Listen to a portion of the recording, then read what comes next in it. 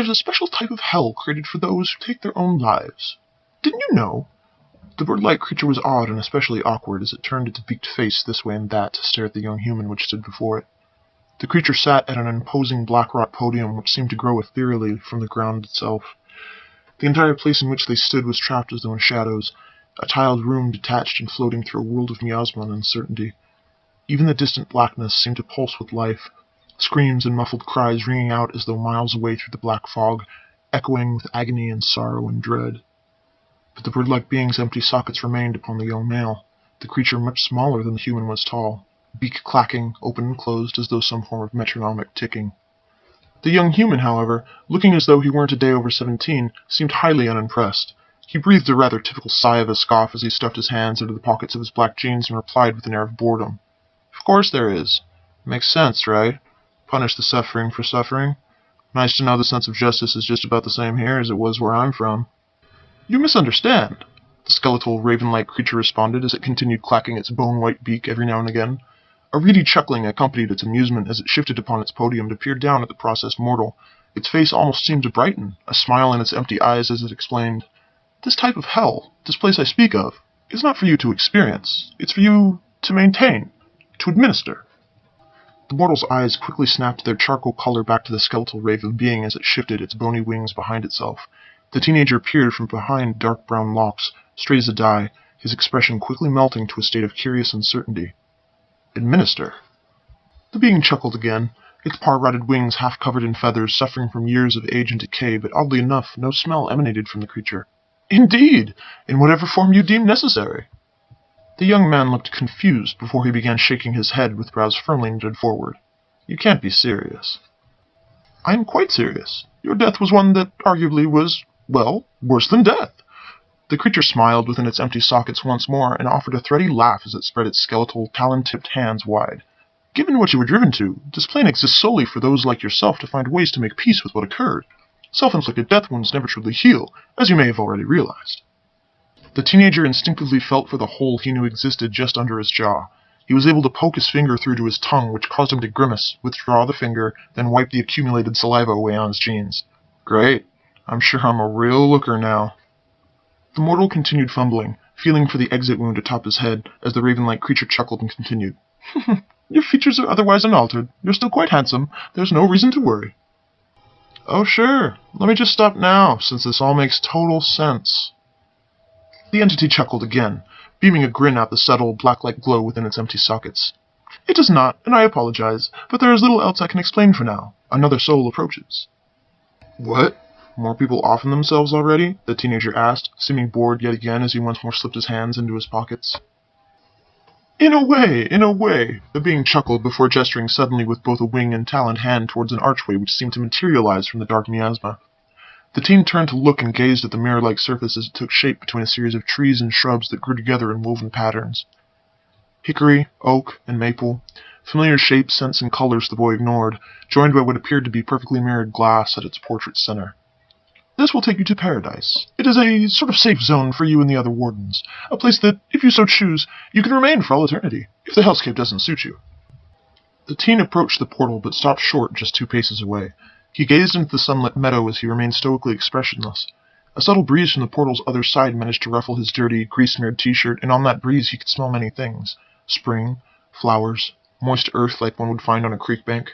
He stared and, for a moment, felt only further confused. His face showed it as he turned to question the entity one last time. I don't get it. I'm being rewarded? I thought we went to hell.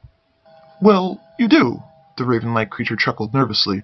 It then brightened into a smile that twinkled in the core of its eyes. It's just that no one ever bothered to tell you you'd be going as its guardians, its judges. Judges? Yes, indeed. Now, go on. Off with you.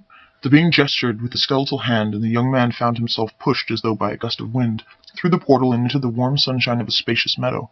He quickly turned back, hands slipping from his pockets as he flailed to regain his balance. He shot his grey gaze towards the raven-like creature beyond the ethereal glass. But what am I supposed to do? Whatever you wish, really. The entity shrugged nonchalantly with a lingering smile. It offered the lad a nod before concluding with, This is your world, all of it. Treat it as such. Treat it as you would have wished to be treated in life, and perhaps you will find your peace. What are you talking about? The boy yelled back as he heard the being's voice fading into the distance.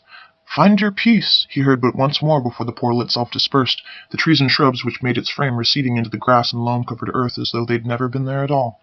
The mortal was left alone, confused, and aware he could hear the distant approach of crunching footsteps behind him.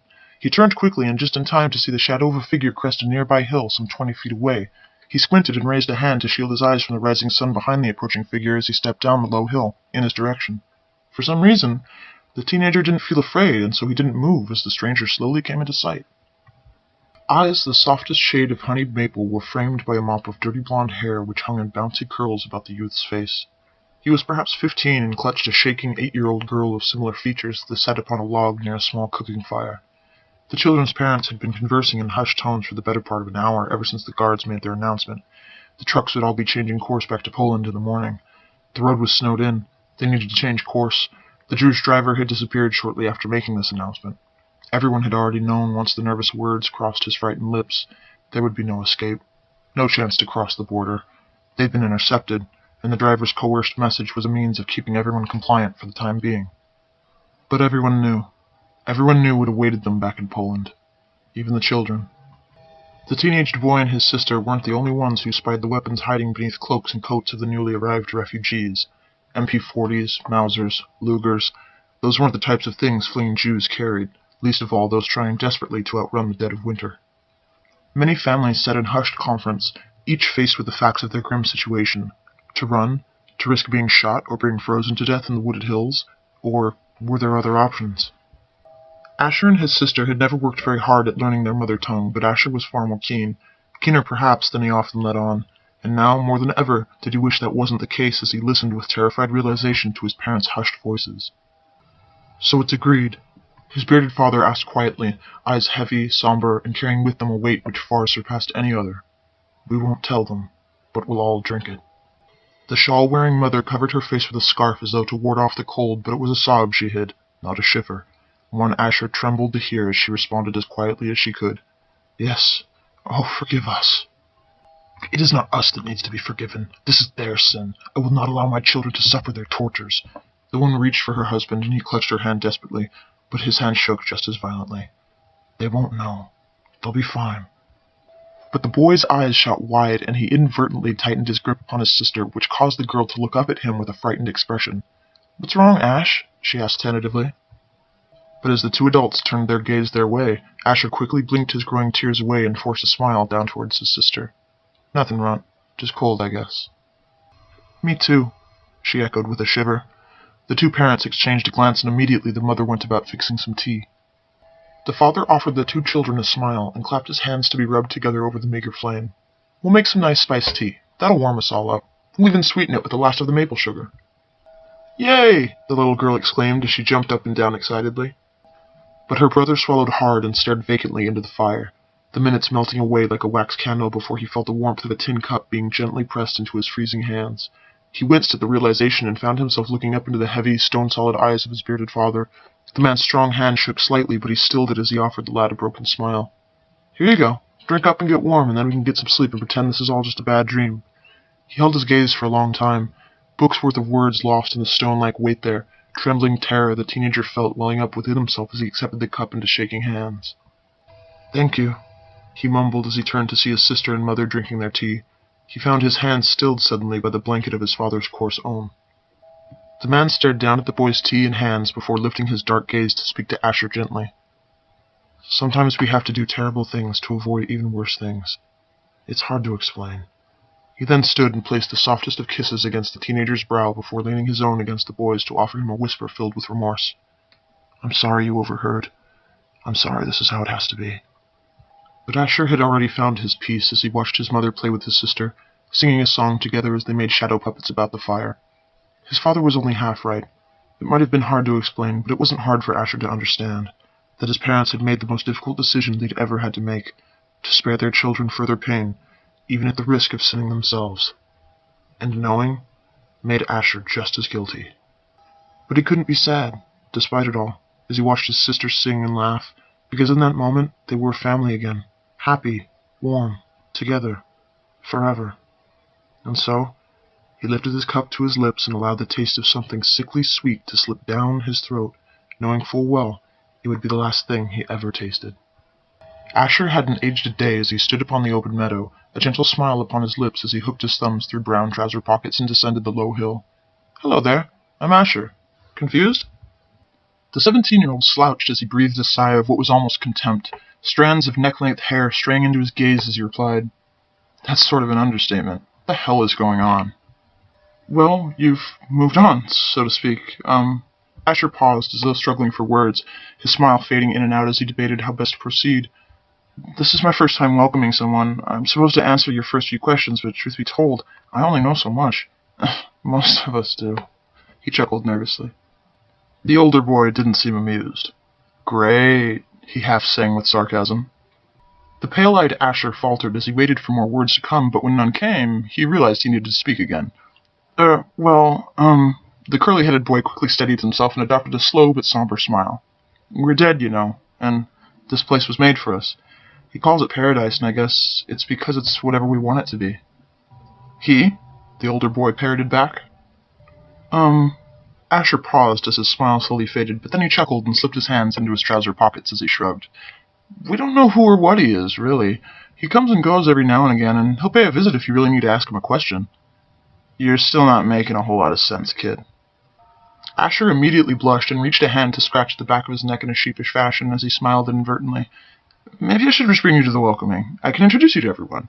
The cheerful 15-year-old waved the older boy towards him as he turned back to retrace his steps over the hill, casting a backwards glance with honey-amber eyes which smiled as brightly as their owner. "You mean there's more?" the older teen asked, confused as he slowly trudged after Asher. "You bet! Tons!" he laughed as he crested the hill and turned back to watch the other boys approach. He even broke into a playful smile and moved a few stray, curly strands of hair from his face as he asked, somewhat mischievously, "You didn't think you'd be the only one, did you?" As the older boy crested the hill, he was able to set his sights upon the scene beyond. He couldn't help chuckling as he once more slouched his posture and shook his head in calm bewilderment. "You know, I guess I damn well did." Beyond the hill stretched the remainder of the spacious meadow, coated in soft green grasses and bespeckled with a rainbow of wildflowers. Granite tables and benches with stone mosaics dotted the expanse, along with a stonework walkway which followed an arcing path towards a bubbling fountain where a number of children played. Adults were just as numerous and ranged from early 20s to late 80s, some chatting, playing with the kids, or otherwise reading, painting, or performing other amusing hobby-like tasks. Some picnicked on blankets, tended to the numerous gardens which dotted the meadow, or otherwise played games within the forest fringe on the outskirts of the clearing. It looked happy. But the newcomer looked confused, hands still stuffed into his pockets as he slowly descended the hill with Asher. "What the hell is all this? Is this like a frickin' summer camp for the dead?" Before Asher had time to respond, a passing young male did so instead. Blonde hair was cut just long of his eyes and so hid the color of his gaze as he shot the teenagers a smile. He must have been 20-something as he carried a 10-year-old upon his 6-foot shoulders. "Binda? And what's with the tone? Relax, mate. Are you worried you won't fit in 'cause you're late to the party?" He teased playfully as he moved to pass, the 7-year-old girl on his shoulders covering her gap-toothed smile to giggle at the newcomer. The teenager immediately frowned and rolled his eyes back towards Asher. "Let me guess. You don't get to choose who you bunk with." "Well, you don't have to bunk with anyone if you don't want to." The young Asher smiled gently before nodding his head to the left as though indicating they should head that direction. "I'll show you what I mean. It's too hard to explain." Confused, as usual, the older teen just issued a quiet sign and sluggishly followed the younger boy into the outskirts of the nearby woods. Sunlight created dappling patterns upon fallen leaves and richly dark earth. It smelled clean and pure, lingering of oak and pine and cedar. It was fairly lightly wooded for some time before lingering darkness loomed in the distance. Asher stopped well short of the gloom and indicated the forest around them. "This is the fringe. Not too far and not too close to the meadow, which is where everyone generally meets to socialize. Here we are fully in control. Not that we aren't in other sections, but this is the agreed-upon area for secret places." "Secret places?" the taller teen questioned with a shrug. "Places to call our own. Our homes, or bunks, so to speak. The little ones started calling it their secret places, and the name just sort of stuck." The boy just blinked, as though unsure he believed any of it. Asher's smile sort of flittered before reaffirming itself as he chuckled and nodded. "You need to see. I did too. Nothing made sense to me either, but, well, look." Without hesitating, the younger teen bent down and reached for the ground, taking hold of the earth as though it were something firm which fit into his fully spread fingers. From the earth he pulled what appeared to be the massive trunk of a tree. It grew as though according to his whim and forced the newcomer to take a step back as the colossal thing soon filled the clearing. Releasing it as it grew too tall, Asher kept his hand extended and his eyes on the tree as it sprouted many fruit-bearing branches. He smiled as he let his hand fall, and the growth subsided, the rumbling it created in the earth dulling to silence. The older teen was forced to step around the giant tree as he stared up in astonishment. He eventually located Asher on the other side, the lad waving to him cheerfully. "Come on, check it out." He waved the other boy along and ducked into a tunnel which seemed as though it grew directly into the tree's massive trunk. The older teen ducked and realized there were stairs, as though the tree had grown that way. Or, more accurately, was created that way. The staircase wound around and around until finally it let out on a particularly huge branch which could have easily doubled as a two-lane highway. From their height, the two teenagers could see the gathering at the meadow, its denizens playing and socializing in apparent harmony as a soft breeze comforted them all. The older teen puffed a sigh of something caught between confusion and disbelief after a thoughtful silence. "Never thought I'd wind up in a place like this. It's so... leave it to Beaver." "What do you mean?" Asher asked gently with a warm expression, forced to tame a few unruly strands of curly hair from his face. But the older boy just shrugged and walked out along the huge bow, passing branches which were small trees themselves as he once more tucked his hands into his pockets. "I just mean, it's too perfect. I thought he said this was hell. I thought people burned in hell. And what is all this for?" He turned around with incredulity, as though he still had suspicions everything could easily be a summoned illusion. He gestured to the massive tree, the forest, and the meadow. "What the fuck is this for? Are we trapped here? Why give us this kind of power to create and alter things around us? What for? And what the hell is over there?" The older teen pointed suddenly towards the looming darkness which clung to the forest edges some distance from the meadow and fringe. Asher turned to gaze at the impenetrable shadow, but before he had time to formulate words, someone else spoke. "That over there, kid, is the gloom."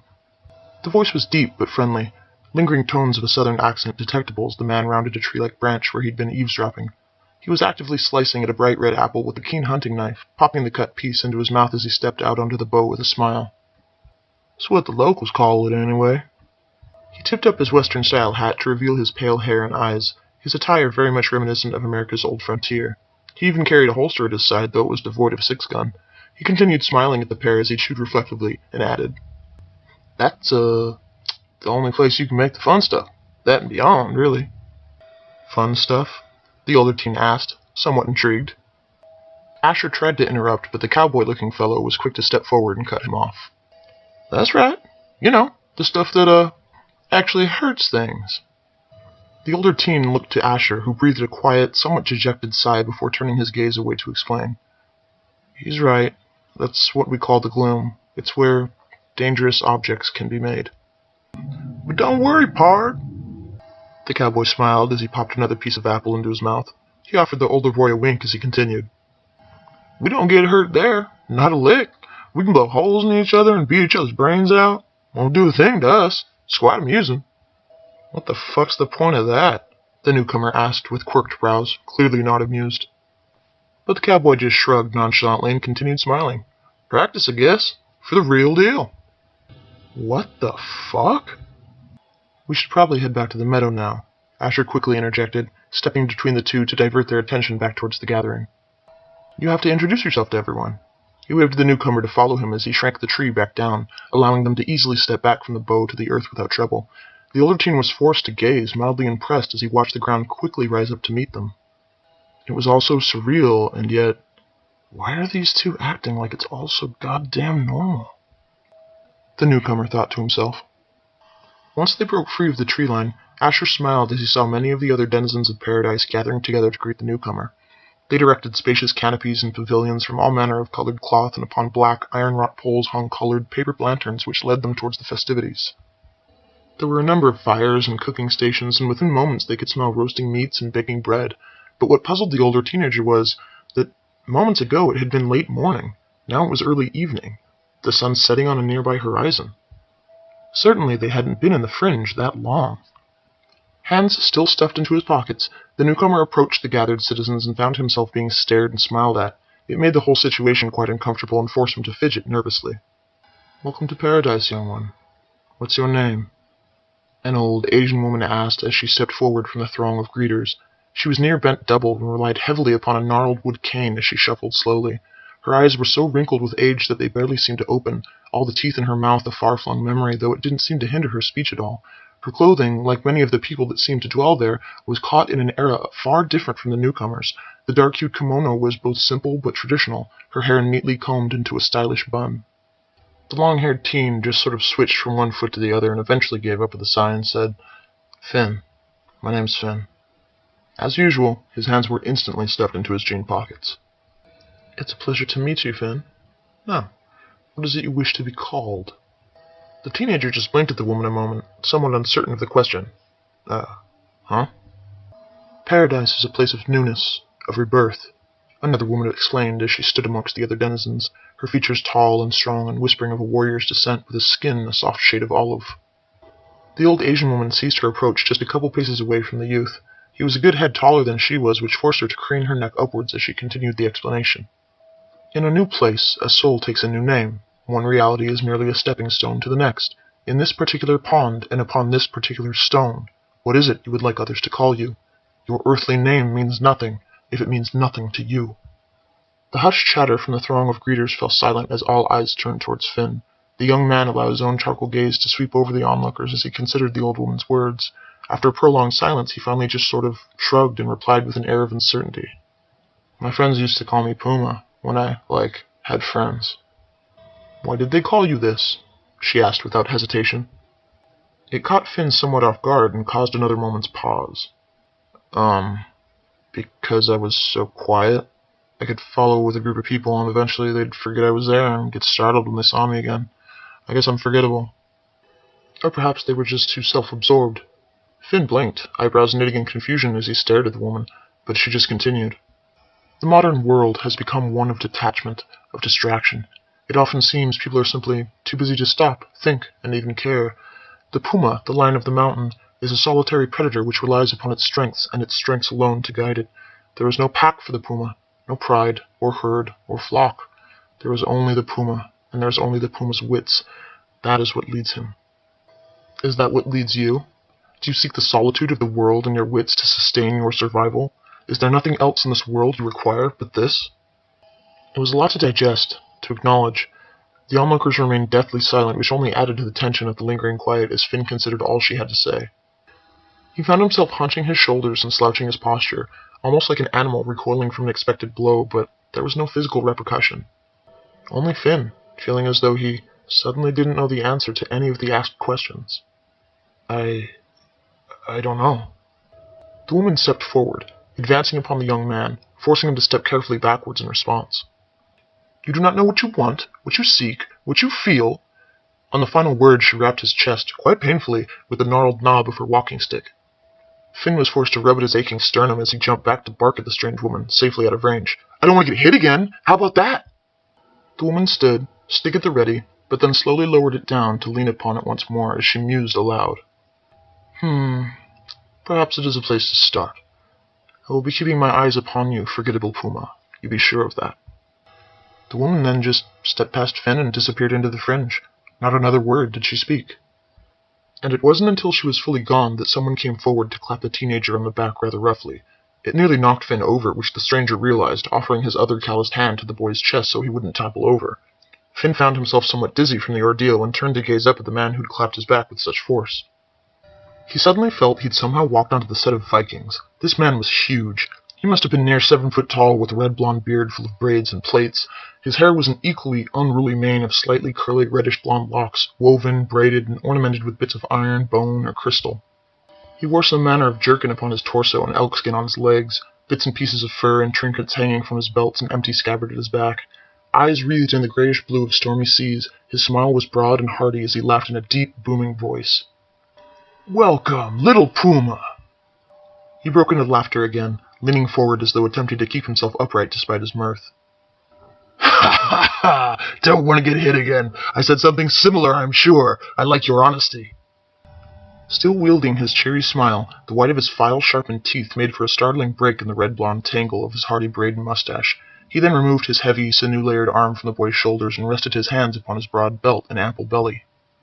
"My name is Gunther, but here in Paradise people know me as Red Bear.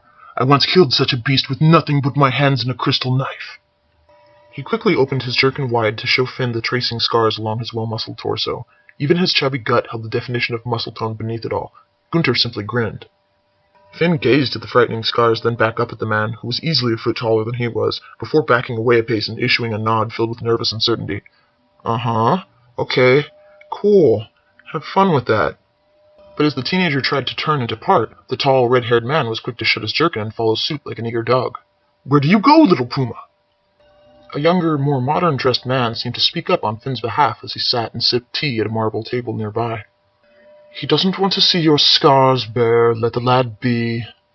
The man's accent was clearly British, a well-trimmed mustache the only hair upon his otherwise clean-shaven face. His suit was dark and neat, and he looked every inch a gentleman of the early 1900s. He was fascinated. You should have seen how wide his eyes got, the gruff warrior argued as he turned towards the Englishman, Finn forgotten, which the youth used to his advantage to sneak past the pair, but not before finding himself backing into someone by accident. He winced and cursed inwardly as he slowly stood away from the tall, solid person to turn and offer an apology, except he found himself stunned by what he saw. It was a pair, not just a person, a man and a woman, and they looked primitive. Their skin was dark, near black, their bodies lean and tall but well-toned of muscle. They wore hardly any clothing at all, meager loincloths of beads and tanned animal hides with an array of colorful beaded jewelry about their necks, wrists, and ankles. Paints were dappled upon their skin in beautiful patterns, creating seas of dots about their eyes, chests, arms, and legs. They were mesmerizing, and Finn found himself speechless as he gazed at them. Just sorry, he finally choked out as he eased his way around them, they eventually dropping his gaze to look at one another before moving on, into the fringe. They never said a word, and for a moment, Finn was glad. They were somehow unnerving. As the teenager tried to shake the feeling from his body, he felt his shoulder being touched and so turned to look towards the perpetrator. It was a homely-looking woman, perhaps even Puritan? Quaker? Her black and white outfit was rather noticeable, the bonnet which covered her hair moving about in the slight breeze. Her smile was enchanting, and judging from her face, she couldn't have been a day over 19. Finn found himself transfixed as she spoke towards him. Welcome. Puma, was it? Would you like to come and have some food with us, Puma? We're just now preparing to serve. The teenager nodded, but he almost wasn't aware that he had, so enraptured was he with the woman's soft features and gentle voice. He found himself blurting out a question without much thought to courtesy or location. Are you an angel? The rudest, coarsest laughter broke from the otherwise murmuring hubbub, silencing most who turned to gaze towards the cap-wearing cockney the laughter came from. You hear that? This lad's brooms and lists. You deaf, mate. Angels? You think we're bloody angels? Am I hearing right? Do not worry, Sliver. No one will ever confuse you for an angel, remarked a 20-something Japanese man from nearby, his country's colors clearly displayed upon the pilot's jacket he wore. The brown-haired cockney simply silenced to offer the pilot a sneer. All right, Toshi, you ain't exactly a phoenix rose from the dank old ashes, now are you? The pilot didn't even acknowledge the man with his gaze. He simply stared forward and nodded towards Finn before offering a shallow bow to the teenager. I am Toshi. It is a pleasure to meet you, Puma-san. Yeah, nice to meet you too. The teen responded distantly as he felt himself being led past the throng of gathered citizens. Most of them shot Finn friendly smiles or curious looks, but never anything laced with hate or distaste. Everyone seemed fairly friendly. Even the blasted cockney, obnoxious as he may have been. The soft-featured Quaker that had taken Finn by the arm deposited him gently upon a long wooden bench built to fit a long wooden table. The stout piece of pine was massive and stately and carved with extreme skill. The top had been polished to a shine, lacquered with clear resin and inset with rough local stones that created a lovely mosaic of colors and gaps where the wood knots ate through the entire plank. Finn didn't know why he was so enamored with it, but he was. So much so he failed to feel the woman leave his side nor took notice when someone else filled the seat space next to him. He didn't have long to dwell as someone created a clear ringing by aid of a champagne glass and fork. The teenager found himself slipping from his stupor to focus upon the chime-like ringing. Gray eyes slowly clawed their way to the head of the table to his left. It was a woman with light brown hair, long and elegantly braided along her sideburns to keep stray strands from her young-looking face. She wore the most glorious set of plate mail, elegantly chiseled with complex designs, the gauntlets expertly made so that the knight could easily lift a wineglass with fork without much trouble. She offered Finn a warm smile which stilled him to his very bones. He felt like he had when he'd looked at the Quaker girl. What is it with these people? They make me feel like they can see into my freaking mind, he thought. Today we welcome our newest addition to Paradise, Puma. She lifted her glass, and most of the other gathered citizens did the same, smiles on their faces. The chocolate-eyed woman continued after she'd taken a drink, setting the glass then calmly aside. Most of us understand very little when we pass through that portal. We understand less, perhaps, the more we come to learn as we stay here. She spoke to everyone, eyes and posture shifting ever so slightly throughout her speech. But I've gleaned this much. Each person who comes and goes has something to learn. Some of us reach our conclusions and decide we just don't have anywhere else we'd prefer to go. Some of us found a home in paradise, a place to exist where we feel we can truly make a difference. Puma. The woman and the gathered denizens all turned towards the new teenager, which, once again, made him quite uncomfortable. He never dropped the woman's gaze, however, drawn to stare at her like her words wove some strange spell over him. In your time here, you will learn many things. About paradise, about the people here, and about the lands beyond the gloom. Try and take everything one step at a time. Many of us tend to rush, and we've made mistakes for it. Learn from ours. Get to know your fellow wardens. Understand their story, and slowly you'll understand your own. She paused only for a moment before lifting her glass for a second time. To Puma! To Puma! The gathered wardens replied in unison. Red Bear had somehow managed to sit next to Finn, and allowed him to nudge the boy playfully with a smile, eliciting his attention as the meal began and people turned to loading their plates. She thinks she's made mistakes. Wardens do not make mistakes, little Puma. Learn this from me, and me first. He shot the teenager a wink as he reached for a turkey leg nearby and ripped it clean from the carcass. He took a hearty bite and chewed loudly before concluding his statement with a grease-mouthed grin. We were put here to dole out what others deserve and nothing more. Now eat, little Puma. Eat, drink, and tomorrow Red Bear will show you the gloom. Finn couldn't help chuckling at the warrior's bad table manners, reaching forward for a tankard that had been set before him. Despite it all, the confusion, the unanswered questions, and even these strange people and their nonchalant natures, he felt oddly at home. He cast his gaze back about the spacious table and beheld the faces of many people from many places. Speak to them? Learn of them? Finn chuckled again.